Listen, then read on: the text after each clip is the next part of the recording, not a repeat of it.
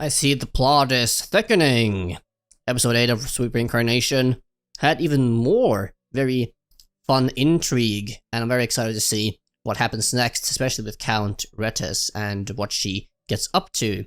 So, in this episode, we start out that, for some reason, Casserole, the father, he explains to his wife, or tries to explain, that Pastry has gotten engaged.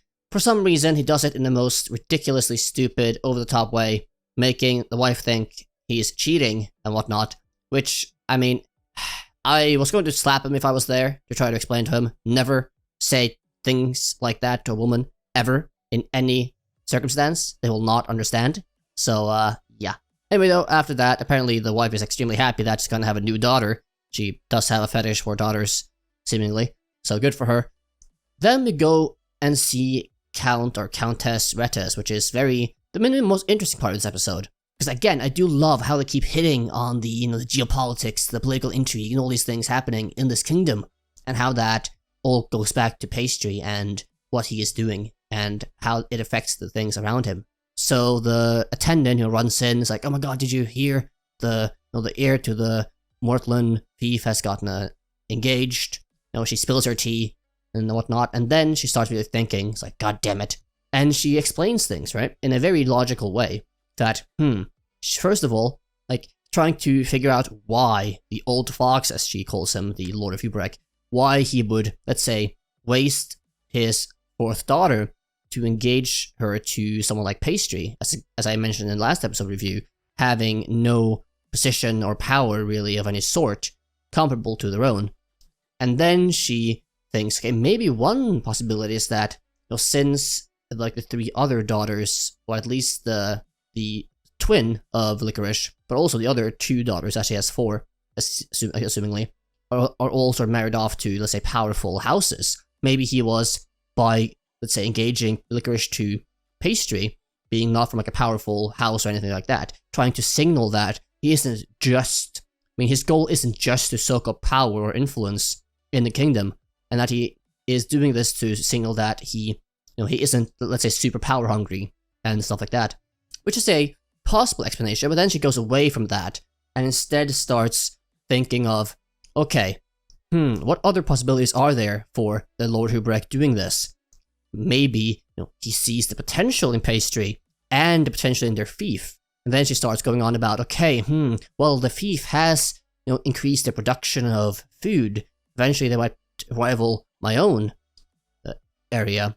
And, Pastry, he has a lot of potential. If I had a daughter, I would probably do the same, to marry her to Pastry. Or if I was younger and he was older, I would maybe even marry him myself to sort of snatch up that potential for her own purposes, right?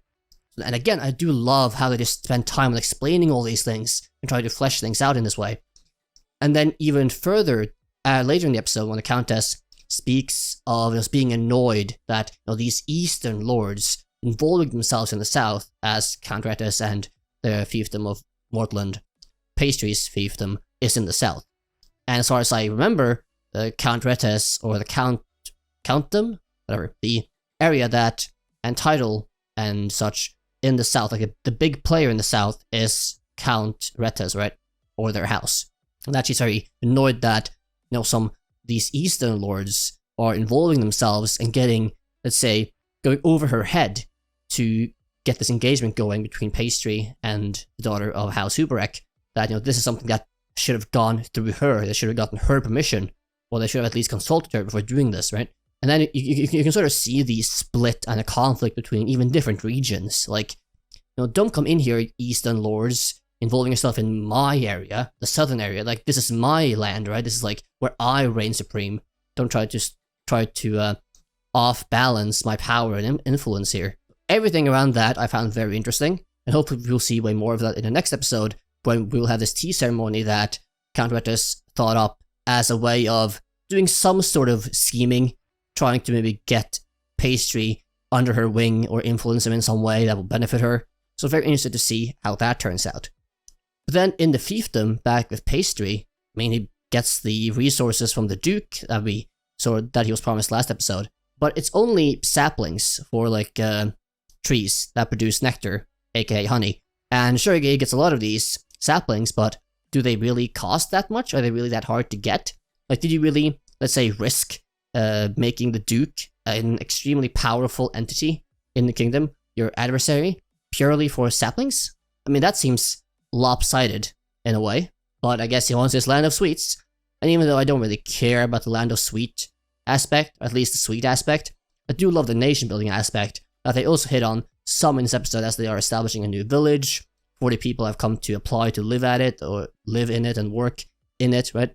And we see Pastry also being very smart, as I didn't even realize this before, which I should have, but as he can replicate, as I mentioned like way earlier in the season, that if he can start replicating magic of other people, eventually he will become extremely strong, right? Like invincible if he can copy enough spells.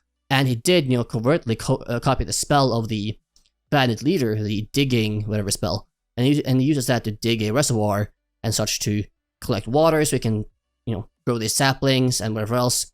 And also from the reservoir, he creates canals to get the water around town and the city and the entire fiefdom, right, to help with irrigation and whatever else.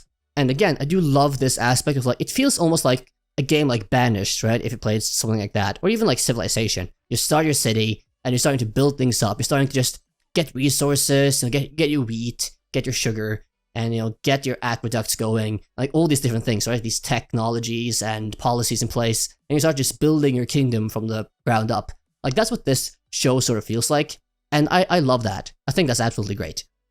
So yeah, he just builds up all these things in like a month's time, and that's all we get basically in the episode from Pastry. Though at the end, we do see that the father sort of comes back from the capital, and he has Licorice with her.